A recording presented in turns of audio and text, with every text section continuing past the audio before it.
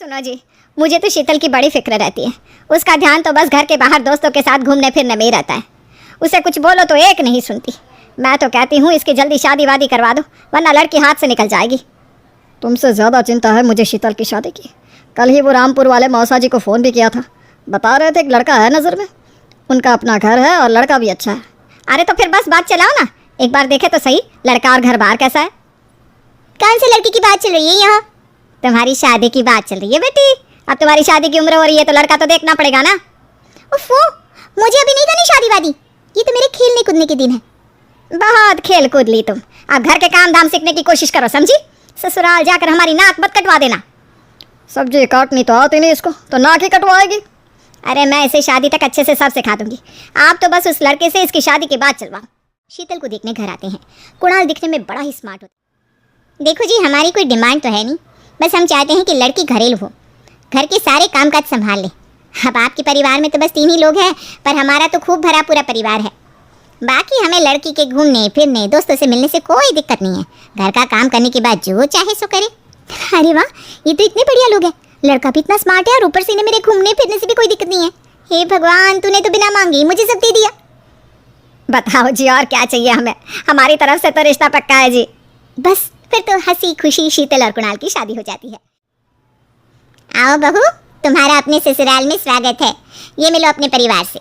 ये तुम्हारे ससुर जी, तुम्हारी ननद सुनीता और गीता, सुनीता के पति राजेश और उनके 2 बच्चे राजू और चिंटू। ये ना हमारे साथ यहीं रहते हैं। ये तुम्हारी दादी सास है और बाकी लोग अभी बाहर गए हुए हैं।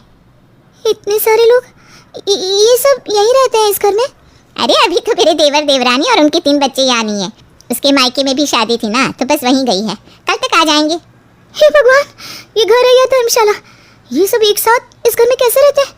मुझे तो पता ही नहीं था इनका इतना बड़ा परिवार है। अब समझी कि कोई डिमांड क्यों नहीं की इन्होंने। ये सब चाल चले मेरे साथ। अरे बहू, खड़े खड़े क्या सोच रही हो? चलो अपने कमरे में जाकर आराम करो। जी माँ जी। अगले दिन शीतल का ससुराल में पहला दिन होता है। शीतल रसोई में जाकर सबके लिए खीर बनाने लगती है। तभी उसकी ननद सुनीता आती है। अरे वाह भाभी, आज क्या बना रही हो? बस दीदी, आज वो पहली रसोई है ना, तो खीर बना रही थी। अरे भाभी, ये खीर भी रहने दो। घर में 4 लोगों को शुगर है और कुछ लोग मीठा ही नहीं खाते। आप ना सीधा खाना ही बना दो। क्या फ़र्क पड़ता है मीठा बने या नमकीन, बस बहू के हाथ की पहली रसोई होनी चाहिए ना। जी दीदी, तो फिर मैं खाना ही बना देती हूँ। आप बता दो खाने में क्या बनेगा? बस सिंपल सी कोई सब्जी बना दो, जैसे आलू गोभी या आलू मटर, और उसके साथ रोटियाँ सेक दो।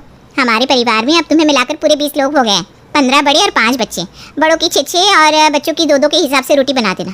चलो मैं चलती हूँ, सब देख लेना। हाँ, बड़ों की 6 रोटी, मतलब कि 15 लोगों की 90 रोटियाँ, और बच्चों की 2 रोटी, मतलब 5 बच्चों की 10 रोटियाँ।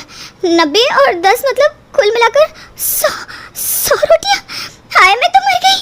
100 रोटी अकेले कैसे बनाऊंगी? हाँ, ये तुमने मेरी शादी कहाँ कर दी। शादी से पहले तो मैंने कभी 4 रोटी से ज़्यादा नहीं बनाई।